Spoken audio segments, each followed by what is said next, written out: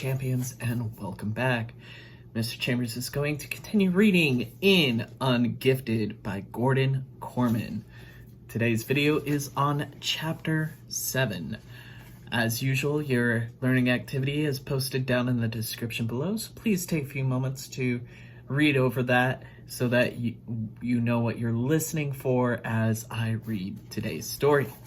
So, without further ado, Ungifted by Gordon Korman, Chapter 7, Unrepaired. Donovan Curtis, IQ 112. The grade glowered at me off the cover sheet of my social studies paper. D-. Is that graded on a bell curve? I asked Mrs. Sharpio. She was almost sympathetic. No, Donovan. It's just graded. Oh.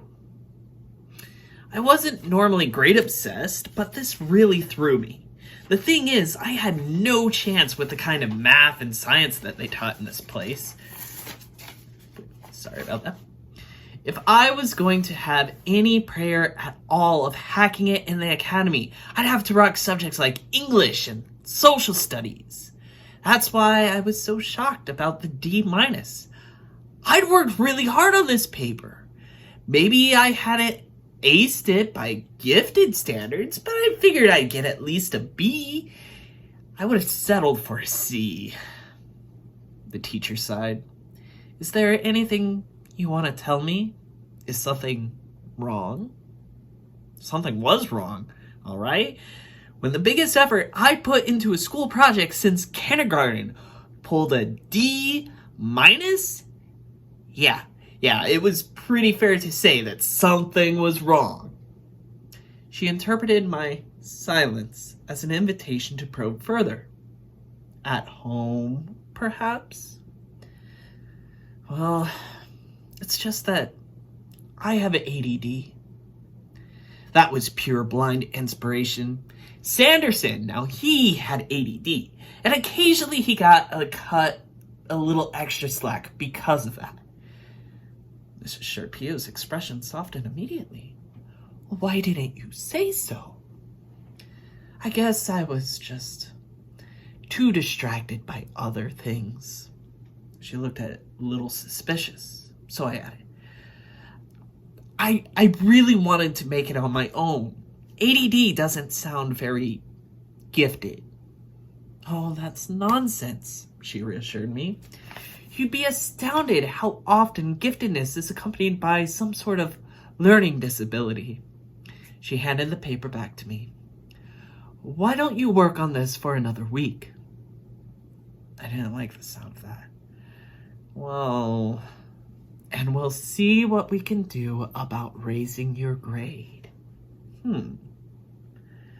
Maybe, just maybe, there was something more to this learning disability racket than meets the eye. After all, ADD was just the beginning. With a little bit of effort, I could work up a case of obsessive-compulsive disorder that would knock your socks off. And what about dyslexia?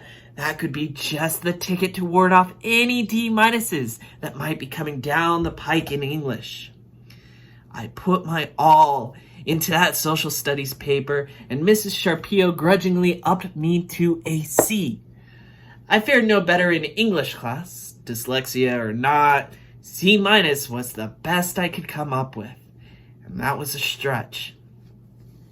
Have you ever read Beowulf? Even the cliff notes would kill you.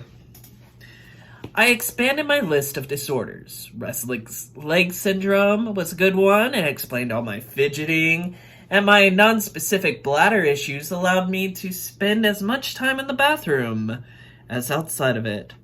I had this recurring nightmare that all my teachers got together and compared notes on my various illnesses, weaknesses, and diseases. At the end of my dream, an ambulance pulls up to the academy to haul me off to intensive care. But when the attendant takes off his surgical mask, it isn't a paramedic, it's Dr. Schultz. Then I'd wake up choking and spitting because Beatrice was sleeping on my face. Yeah, Chow Chow was still a fact of life. I should say a fact of my life, since she totally loved me. Props to Katie. She tried to help out, but every time she even got in the same room with her husband's dog, Beatrice growled her off. All the mutt wanted was me. She spent her nights in my bed and her days in my dresser drawer because my scent was on my sheets and clothing, which meant I spent nights and days scratching at itchy dog hair. There wasn't a part of my body the Chow Chow hadn't napped on yet. I should open it for business as a parking lot. I'd make a fortune in dog biscuits. I would have put a stop to it, except that I was beginning to think that Brad's mother was right. Beatrice really was sick. Her energy level was absolute zero, and she ate nothing at all, which was amazing because her stomach seemed fatter than ever. Nussbaum's pet snake had more get up and go. When the cold-blooded animals are livelier than the warm-blooded ones, you know you've got a problem. Katie was freaking out. If anything happens to Beatrice, Brad's going to drive his M1 halfway around the world and run me over. Not a good idea, I told her. I mean, you're a pretty big speed bomb. We don't want to owe the Marines a new tank. Poor Katie. Her belly was expanding, her butt was widening, her ankles were thickening, and her varicose veins looked more like a road map every day. She was almost as big a mess as Beatrice, except that Katie hadn't started peeing on all over the floor. That unpleasant surprise came to me in the form of a warm puddle on the carpet as I made my way downstairs for breakfast. That mutt has got to go, I howled, hopping on the steps, pulling off my soggy sock. My dad grinned at me from the front hall. Is that how you support our troops? By evicting their pets? I don't want to live in a Chow Chow's toilet, I complained. He laughed appreciatively. Good thing you went to charm school before you got picked up for the academy. Even Dad cut me a little slack these days. No wonder the gifted kids were different. They lived in a bubble. I'm going to go pick up a carpet steamer on my way to work this morning. Go change your socks and I'll give you a ride. Outside, my eyes were drawn to the new bumper sticker on Dad's car. Proud parent of an honors student at the Academy for Scholastic Distinction. I'm not an honors student, I managed. Understatement of the year. I just go there. He was unperturbed. Everybody's an honors student at that place. It's an honor just to walk in that door. We are all proud of you. Donnie, your mother, and me, Katie. Right, I snorted. She said that I'm dumber than her bladder-challenged dog. Dad started the car. She may not say it in so many words, but don't think she isn't feeling it. These are tough times for our family. With what Brad being deployed and the baby coming and now Beatrice, like we don't have enough stress in our lives already. Then you step in and you do something for everybody to feel good about. It's like it was sent from heaven. I felt as though I was losing my mind, hiding out in the gifted program and carrying the emotional well-being of my entire family. No pressure. At the small appliance shop, I hung back while Dad spoke with the salesman. There was a copy of the town paper lying open on the cashier's desk. I nearly threw up my breakfast when I read the banner headline. Repairs in Limbo thanks to Statue Gate. Physical education Classes at Hardcastle Middle and High Schools are being held outdoors despite the frigid winter temperatures. The glass double doors of the athletic facility are still boarded shut, and 25% of the floor is badly damaged. The school district is ready to roll on the repairs. A contractor has been hired. So what's the holdup? The Parthenon Insurance Group is refusing to pay, arguing that the damage was caused by engineering negligence in the statue of Atlas, a portion of which rolled down the hill and smashed into the building. The offending object, Atlas's globe of the world and heavens, all 400 pounds of it, was affixed by a single bolt, which corroded over the years. This design flaw, Parthenon argues, is the responsibility of the statue's manufacturer. However, Classical Bronze Foundries Incorporated went bankrupt back in 1998, leaving the school high and dry. The Hardcastle School District has filed suit against Parthenon, but the case is likely to drag on for years, according to Superintendent Alonzo Schultz. In the meantime, the physical education program is out in the cold. All varsity basketball home games have to be relocated, and even the middle school's annual Valentine dance will take place elsewhere. Dr. Schultz holds out little hope for an early resolution unless he can track down a person of interest in the case. Yikes! If the insurance company stifled the school district, would this person of interest have to pick up the tab? It wasn't my fault Schultz cheaped out and bought a bum statue from a company that went bankrupt. Classical Bronze Foundries probably tried to save a few bucks on bolts and had to pay it all back 100 times over in lawsuits. But I'll bet our superintendent was the only genius who put his Atlas on top of a hill overlooking a breakable gym. With a sinking heart, I watched Dad haggling with the salesman, trying to save every penny. I mean, we weren't poor, but money was tight, especially with an extra mouth to feed. I mean, Katie, and a baby on the way. One good thing about Beatrice's hunger strike was that we weren't blowing a fortune on dog food. There was no way we could afford to fix a busted gym. It didn't take Noah Euclid or Abigail Lee to do that much. I got to the academy earlier than usual, which gave me some much-needed extra time to work on my science project. Abigail's was entitled The Abiotic Synthesis of Organic Compounds. Chloe's had something to do with the wave-particle duality of light. Whatever that is.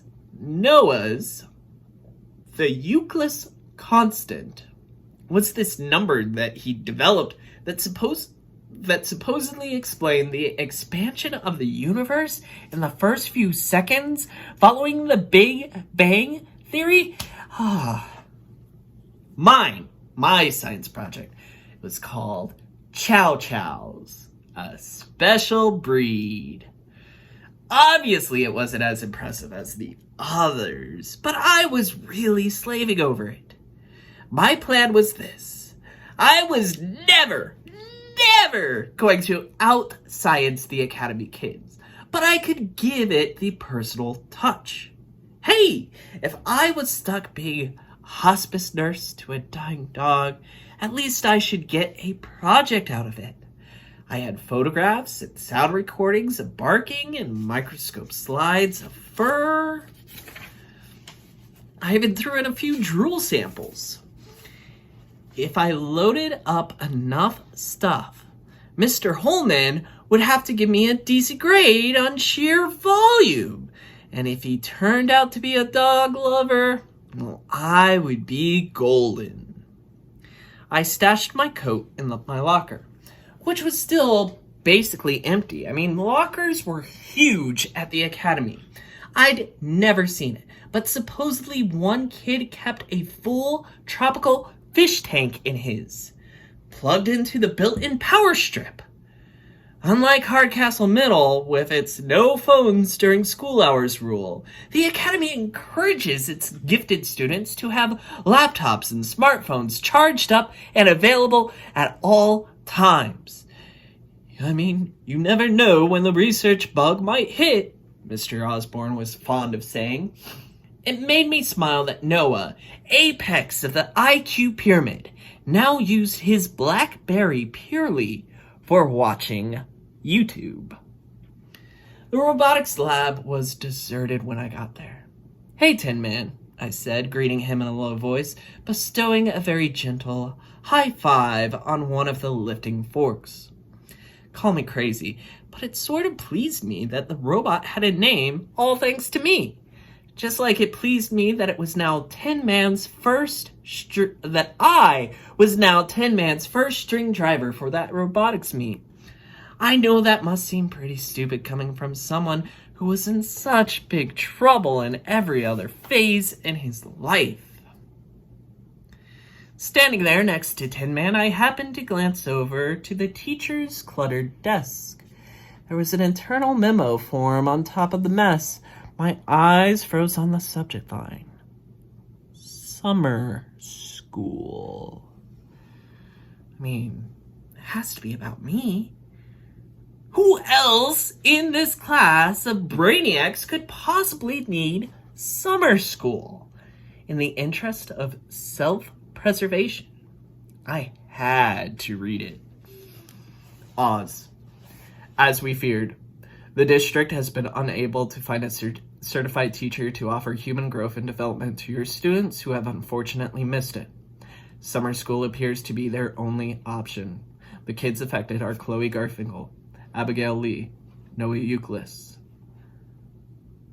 That was as far as I got before Mr. Osborne came in and caught me snooping. "Donovan, step away from my desk." I was too blown away to worry about whether or not he was mad. "Summer school?" I exclaimed. "For those guys?" "It's none of your business," the teacher interrupted sharply. "It doesn't affect you at all." "But why? Why would the smartest kids in town need summer school?" I persisted, bewildered. "What's human growth and development?" "It's a health course required by the state," he explained wearily. "You took it last year in 7th grade.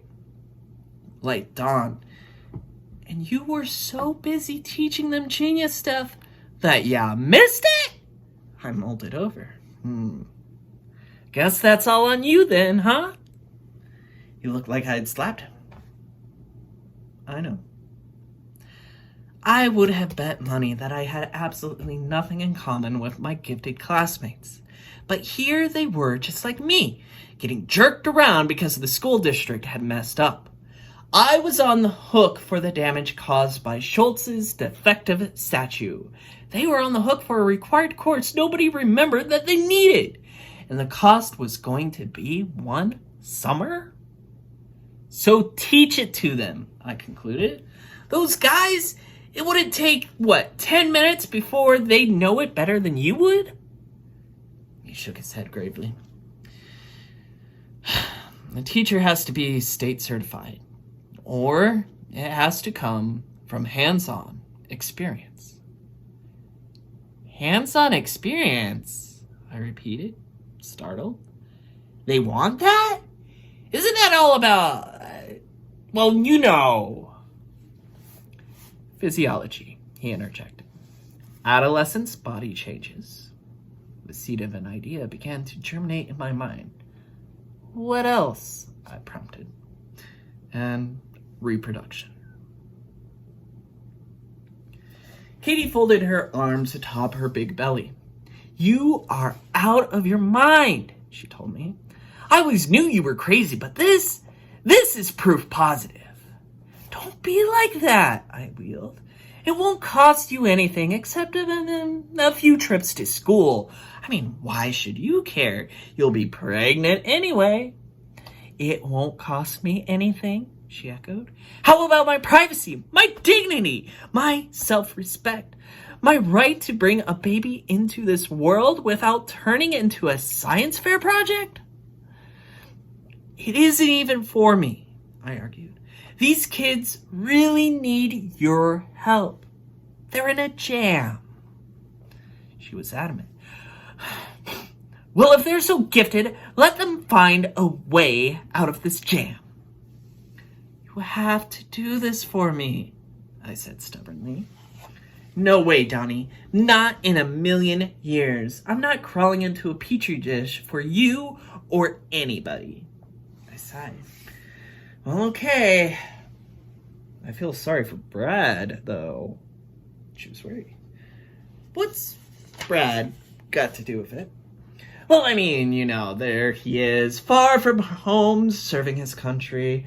It'll break his heart when he finds out his beloved dog isn't getting the care and attention she deserves.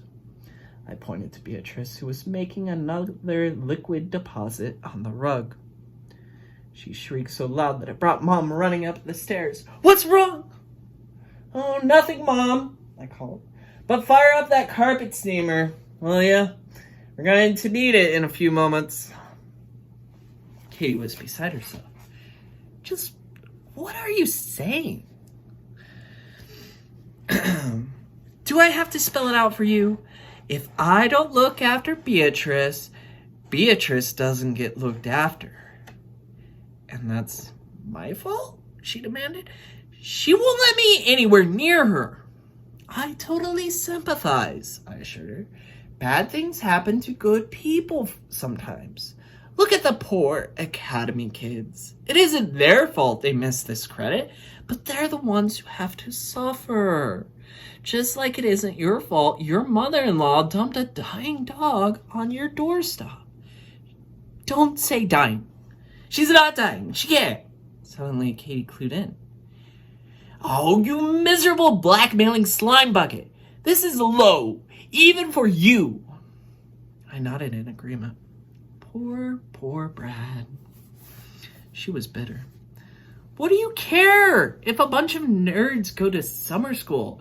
You already took this course. There's nothing in it for you. I mean, she was only half right. There was nothing in it for me. At least nothing I could explain to Katie. If this worked, if following Katie's pregnancy could count as hands-on experience for human growth and development, that would strengthen my ties to the Academy for Scholastic Distinction. It wouldn't make my grades any better, but it might take people's attention off of how ungifted I was. And the longer I could stay at the Academy, the longer that I could keep myself hidden from Schultz's justice. Selfish? Big time. And something else too. It was absolutely what James Donovan would have done. Maybe Ancestry.com wasn't such a waste of money. After all, the Hardcastle gym may have been my Titanic. But we were survivors, James and me.